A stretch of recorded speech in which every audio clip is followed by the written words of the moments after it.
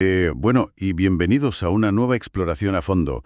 El viaje intelectual que tenemos preparado para hoy cruza unas fronteras verdaderamente inusuales. Ya lo creo. Pues sí. La misión en esta sesión es analizar unos extractos fascinantes de un material titulado Comunidad de Cabalá Profética. Es una obra del maestro Frank García. Ujú. Y el tema central que vertebra todo el texto lleva por título Reprograma tu subconsciente.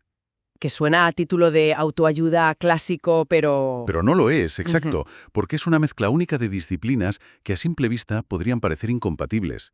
O sea, estamos hablando de entrelazar la espiritualidad más pura, la antigua sabiduría de la Kabbalah, principios de la Biblia y, sorprendentemente, la neurociencia cotidiana moderna. Claro, es un mapa diseñado para unir lo místico con lo puramente biológico. Justo. Y para arrancar con el foco que este tema exige, hay una cita exacta del texto que, funciona como un ancla perfecta para nuestra curiosidad. Dice así: A ver, hoy vamos a hablar de por qué repetir una frase 21 días puede cambiar no solo lo que sientes, sino la realidad que experimentas. fíjate, es un punto de partida excelente, porque el valor de este conocimiento radica precisamente en desgranar cómo un concepto completamente intangible, digamos, una simple chispa en la mente, logra densificarse hasta convertirse en materia. O sea, cómo una idea se vuelve algo físico. Exactamente. Estamos ante un material que desafía por completo la visión tradicional de la mente como, bueno, como un simple receptor pasivo de información. Ujú. En su lugar, el texto invita a entender el cerebro y el subconsciente como un proyector activo de realidades. Lo que se propone aquí es establecer el puente definitivo entre el paisaje interior de una persona y el mundo físico con el que interactúa constantemente. Vale, pues vamos a desglosar esto, porque el texto no se queda en una abstracción poética o filosófica. El maestro Frank García plantea una progresión secuencial que actúa como el auténtico motor de este sistema de creación. Sí, una progresión muy estructurada. Totalmente. El material marca una cadena causal inquebrantable. Todo comienza con una idea, que posteriormente se transforma en un pensamiento, que a su vez genera una emoción y finalmente desemboca en una acción. Claro. Y plantearlo de esta manera desmitifica bastante el proceso de creación de la realidad. Deja de ser un fenómeno místico y caótico para convertirse casi en un engranaje mecánico. Eso es. Pero lo interesante es cómo el autor toma esta progresión, que supongo que cualquier psicólogo podría aceptar hoy en día, y la superpone exactamente con la arquitectura del universo según el misticismo antiguo. Así es, y esa superposición es el núcleo del argumento. El texto vincula esa cadena psicológica, paso a paso, con los 4 mundos de la Kabbalah, que menciona la fuente. Hablamos de Absolut, Bria, Yetzira y Asia. Vale, vamos por partes. Venga. No es una simple analogía. El autor sostiene que es la misma estructura operando a diferentes escalas. Si analizamos el primer nivel, Absolut es el mundo de la emanación, el origen puro. Corresponde a esa idea inicial. Ujú. Es un estado casi incomprensible, carente de forma todavía. Es como el instante antes de que se encienda la bombilla, digamos. Hay energía, pero aún no hay una luz estructurada. Y entonces el texto nos lleva al segundo mundo, Bria. Exactamente. Bria es el mundo de la creación.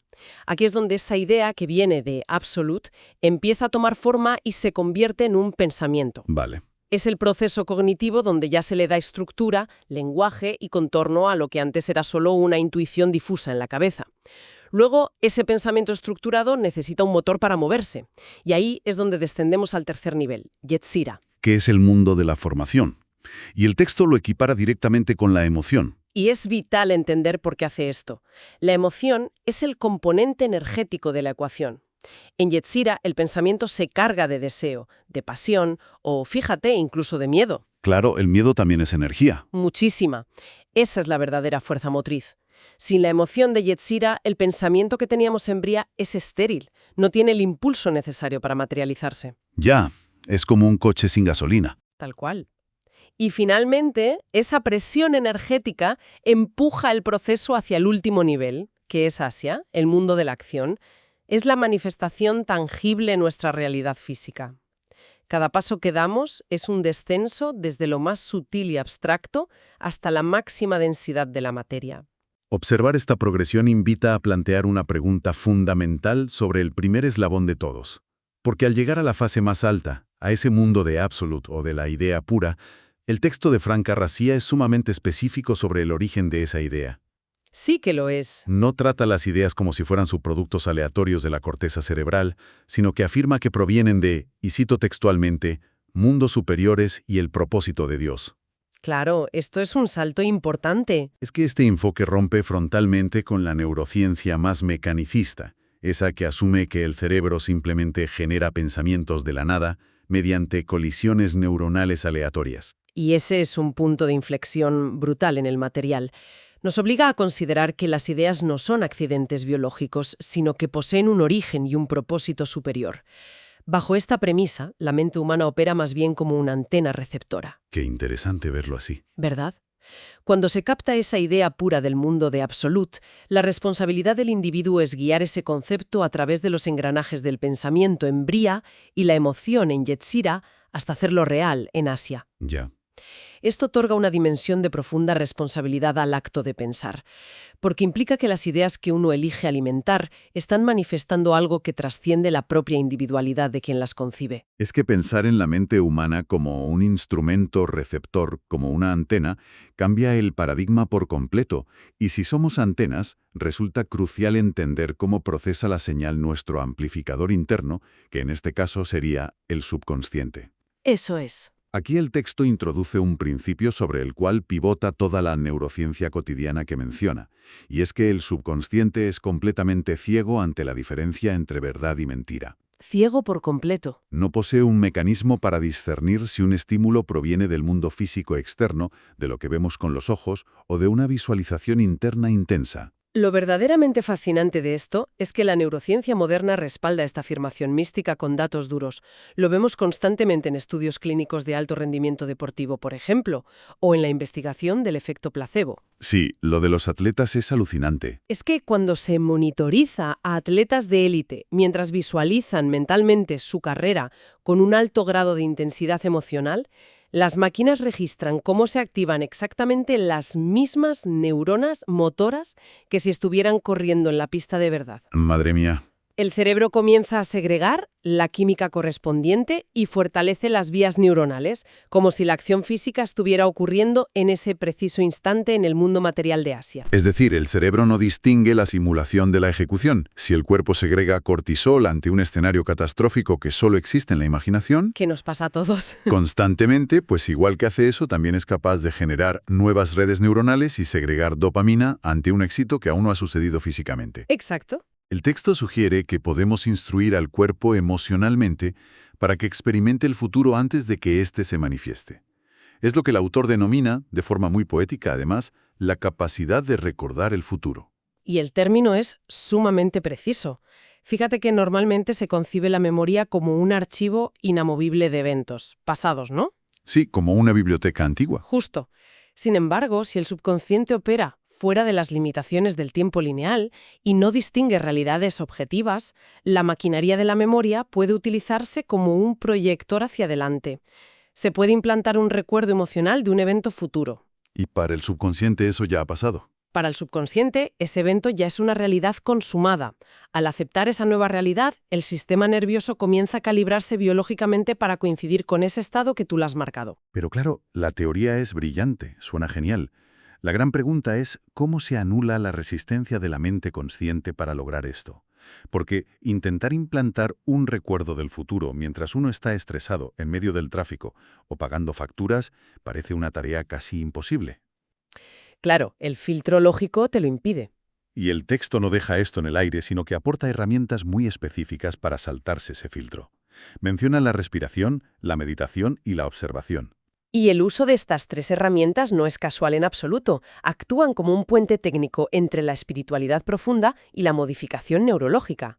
La respiración diafragmática pausada es el mecanismo biológico que estimula el nervio vago. Vale. Al hacer esto, envía una señal de seguridad al sistema nervioso parasimpático.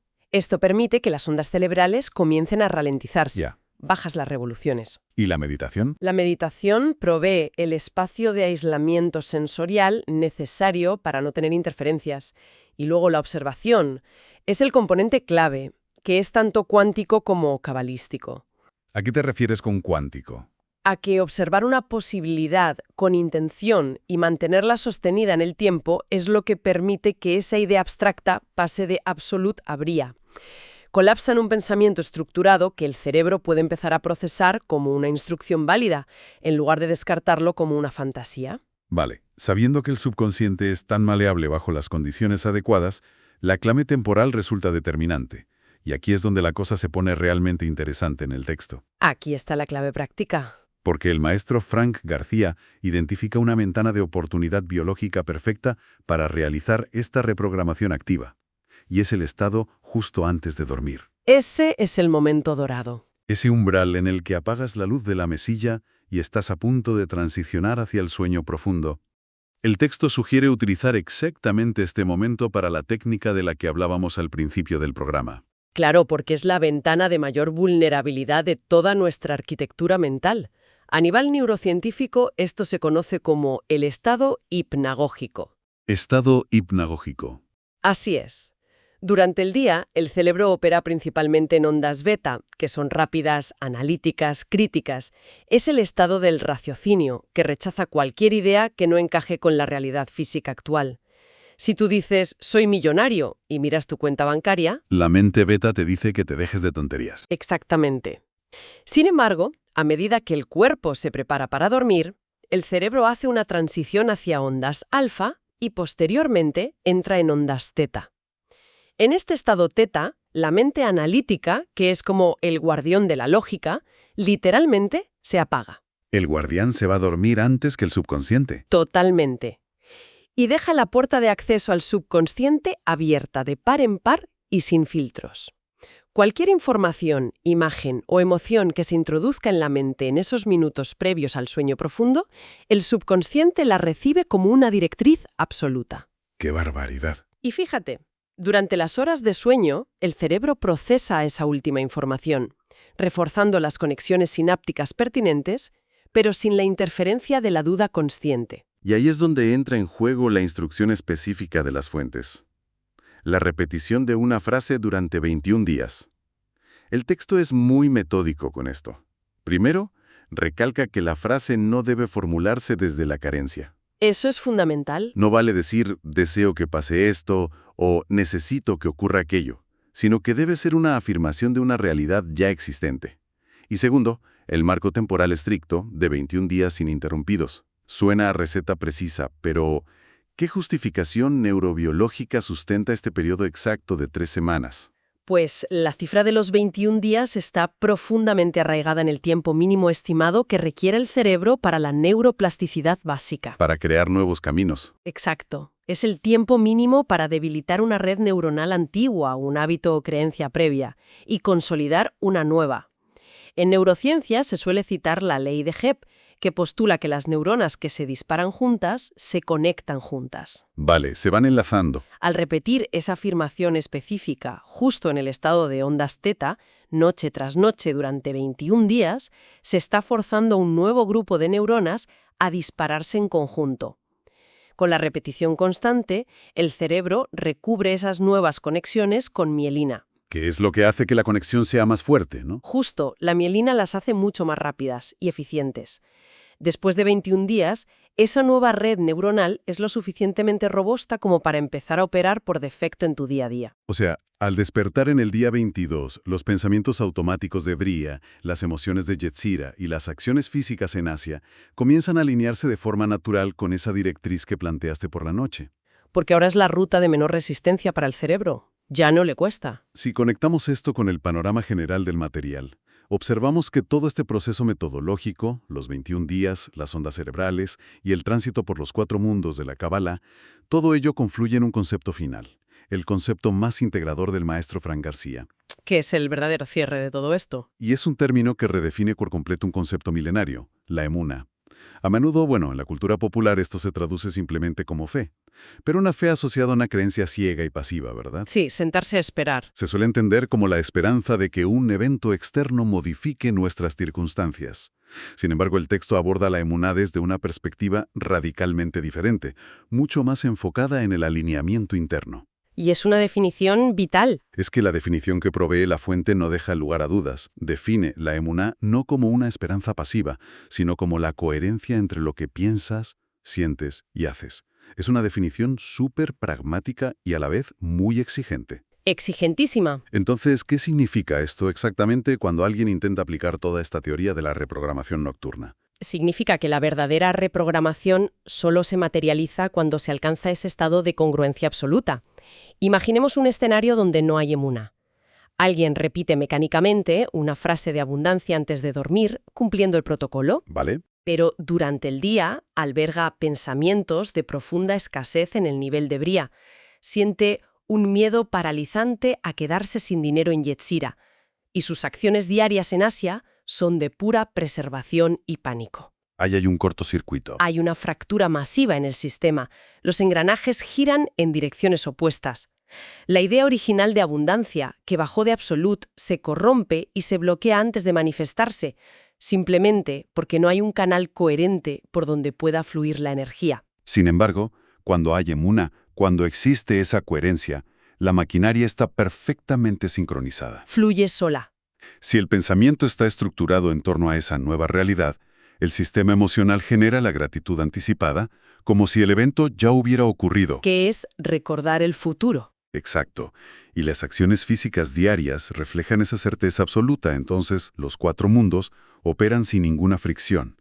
La energía desciende limpiamente desde la emanación en Absolut hasta la materia en Asia. Esa es verdaderamente la culminación del proceso. La emuná es en esencia la ausencia total de contradicción interna en la persona. Qué buena forma de verlo. Es el pegamento que mantiene intacto el conducto entre la concepción de la idea y su ejecución material. Cuando la mente consciente, el subconsciente y el cuerpo físico envían exactamente la misma señal electromagnética al entorno, la alteración de la realidad deja de ser una posibilidad remota y se convierte en una consecuencia biológica y cuántica inevitable. Es un mapa de navegación monumental el que acabamos de recorrer hoy. Desde luego. Para sintetizar todo el terreno que hemos abarcado en este análisis, el maestro Frank García nos entrega un modelo donde la sabiduría antigua de la Kabbalah y la neurociencia moderna no solo coinciden, sino que se explican mutuamente, que es lo increíble. Así es. Hemos analizado cómo toda realidad comienza en el mundo de Absolut como una idea pura, y cómo requiere de un descenso ordenado a través del pensamiento y la emoción para manifestarse en la acción física de Asia. Queda claro que nuestro subconsciente posee un inmenso poder de materialización, pero carece por completo de filtros para juzgar si lo que recibe es verdad o mentira. Ni uno solo.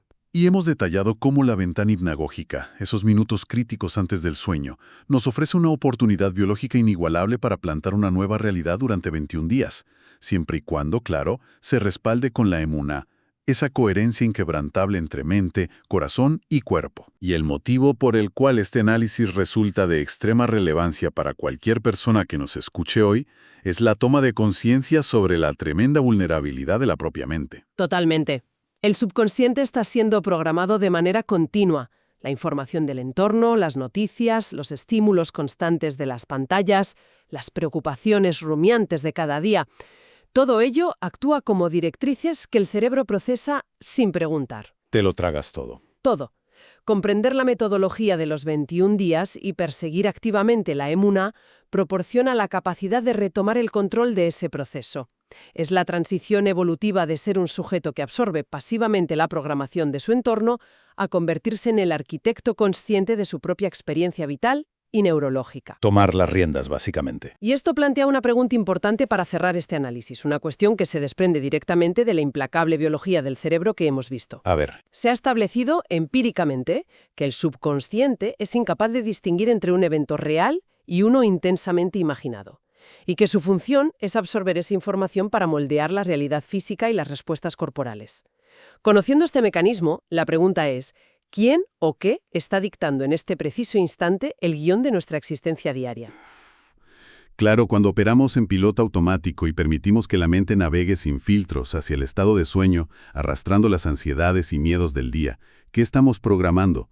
Si uno no asume el rol de programador activo en esa ventana crítica de la noche, es imperativo cuestionarse qué fuerzas externas están escribiendo el código de la realidad que se experimentará la mañana siguiente. Es una reflexión de un peso formidable para terminar, de construir la inercia con la que operamos a diario es el primer paso indispensable hacia esa coherencia, hacia esa emuná. Queda la invitación abierta para quien nos escuche someta a prueba esta arquitectura mental. Que lo comprueben por sí mismos. Exacto, porque el verdadero valor de esta información reside en su aplicación práctica, en observar la naturaleza de los propios pensamientos a lo largo del día, identificar si existe esa alineación entre lo que pensamos, sentimos y hacemos, y comprobar empíricamente los resultados de gestionar conscientemente esa ventana del sueño. Sin duda. Ha sido un análisis profundo y verdaderamente revelador. Muchísimas gracias por el tiempo dedicado a desentrañar estos conceptos tan fascinantes, y nos encontramos todos en la próxima exploración a fondo. Hasta pronto.